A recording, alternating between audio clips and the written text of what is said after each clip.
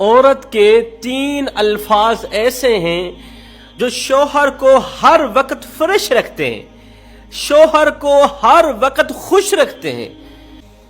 یہ 3 الفاظ انسان کو روزانہ نئی زندگی عطا کرتے ہیں۔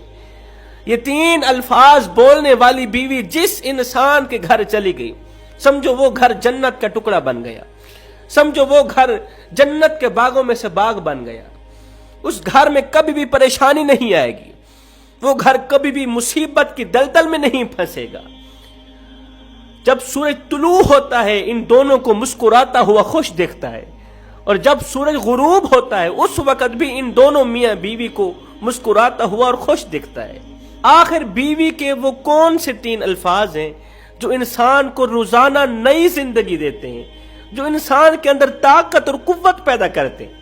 رسول اللہ صلی اللہ علیہ وسلم آپ مسجد نبوی میں بیٹھے ہوئے تھے، کسی صحابی نے عرض کی، یا رسول اللہ آپ کا فلاں جو صحابی ہے، جو حبشی ہے، اس کا رنگ کالا ہے، نین نقش موٹے ہیں، جو بدصورت سا ہے، ایسے سمجھ لیجیے جو بدصورت سا ہے، لیکن اس صحابی کے مقدر کو سلام، ایک بار نہیں کروڑوں بار سلام، کہ وہ انہی نظروں میں، انہی آنکھوں سے روزانہ میرے کریم نبی کا دیدار کیا کرتا تھا۔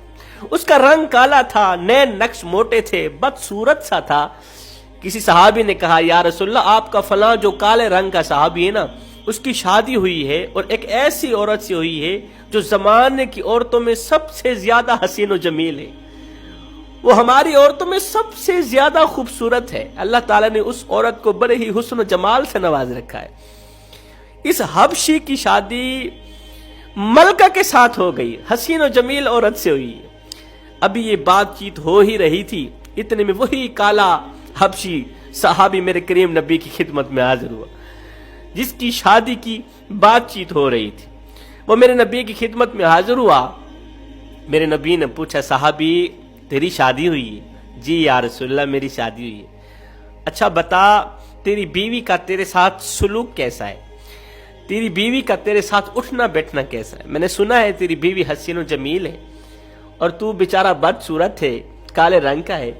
تیری بیوی نے کبھی اپنے حسن پہ مان تو نہیں کیا، اپنے حسن پہ تکبر تو نہیں کرتی، تیری صورت کو بدصورت تو نہیں کہتی، اپنے حسن پہ ناز تو نہیں کرتی، تجھے کھلاتی پلاتی اچھا ہے، تیری نوکری کرتی ہے، کھانا بنا کے دیتی ہے، اور تیرا خیال بھی رکھتی ہے، تیری فکر بھی کرتی ہے، تیری امانت کی خیانت تو نہیں کرتی، تیرے گھر سے باہر نکلنے کے بعد کسی غیر محرم کو اپنے گھر میں تو نہیں بلاتی، تیرے گھر سے نکلنے کے بعد تیری غیر موجودگی میں اور تیری اجازت کے بغیر گھر سے باہر تو نہیں نکلتی، اس کے لوگوں کے ساتھ کوئی تعلقات تو نہیں ہے۔ یہ سن کر اس صحابی نے کہا، یا رسول اللہ میں قربان جاؤں آپ کے نام پر، آپ کی شان پر، میری جو بیوی ہے وہ جس قدر خوبصورت ہے اس سے کہیں زیادہ وہ نیک سیرت بھی ہے، جس قدر وہ حسین و جمیل ہے اس سے کہیں زیادہ وہ پرہیزگار بھی ہے۔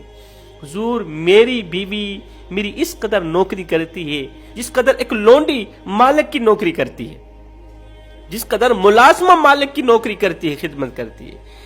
میری بیوی میری اجازت کے بغیر گھر سے باہر نہیں نکلتی، اور میری غیر موجودگی میں کسی غیر شخص کو اپنے گھر میں نہیں بلاتی۔ میری بیوی نے کبھی اپنے حسن پر مان نہیں کیا، اپنے حسن پر تکبر نہیں کیا۔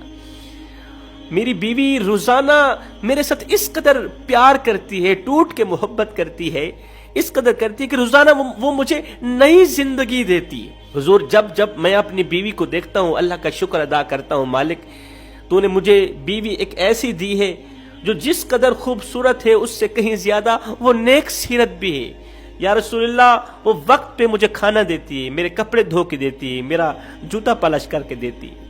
میرے کریم نبی نے جب سنا اس کی حسین و جمیل عورت اپنے کالے رنگ کے شوہر کو اس کے کالے پن کا تانا بھی نہیں دیتی، اس کی خدمت بھی کرتی ہے، اپنے حسن پر ناز بھی نہیں کرتی اور اس کا شکر بھی ادا کرتی ہے، تو میرے کریم نبی نے فرمایا، صحابی جلدی جا اپنی اس نیک سیرت بیوی کو کہہ دے، میرا نبی فرما رہا ہے اللہ نے تیری خدمت کا صدقہ، شوہر کی خدمت کا صدقہ اس کے لیے جنت میں ایک خوبصورت سا محل کھڑا کر دیا ہے۔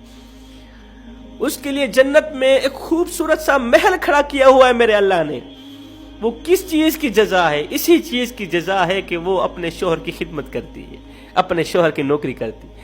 اب آتے ہیں وہ کون سے 3 الفاظ ہیں جو شوہر کو ہر وقت خوش رکھتے ہیں، فریش رکھتے ہیں، شوہر کو نئی زندگی دیتے ہیں. بیوی کا پہلا لفظ جب شوہر کہے کہ اے بیوی کیا تو مجھ سے محبت کرتی ہے، اگر بیوی شوہر سے محبت نہیں بھی کرتی تو جب شوہر پوچھ لے کہ کیا تو مجھ سے محبت کرتی ہے تو بیوی یہ کہہ دے کہ ہاں میں تجھ سے ٹوٹ کے محبت کرتی ہوں، ہاں وہ نفرت کیوں نہ کرتی ہوں. جب شوہر پوچھ لے کہ تو مجھ سے محبت کرتی ہے تو وہ جھوٹ بول دے، میں تجھ سے محبت کرتی ہوں، میں تجھ سے ٹوٹ کے محبت کرتی ہوں. یہ ایک جملہ بول کے شوہر کو ایک پل کے لیے خوشی دے دے. یہ ایک جھوٹ بول کے شوہر کو ایک پل کے لیے خوشی دے دے. قسم خدا کی اللہ تعالیٰ ایسے جھوٹ کو سچ میں بدل دیتا ہے. شوہر کو دی گئی ایک پل کی خوشی کے صدقے اللہ تعالیٰ بیوی کے دل میں شوہر کے لیے محبت ڈال دے گا، نفرت کو جڑ سے اکھاڑ دے گا.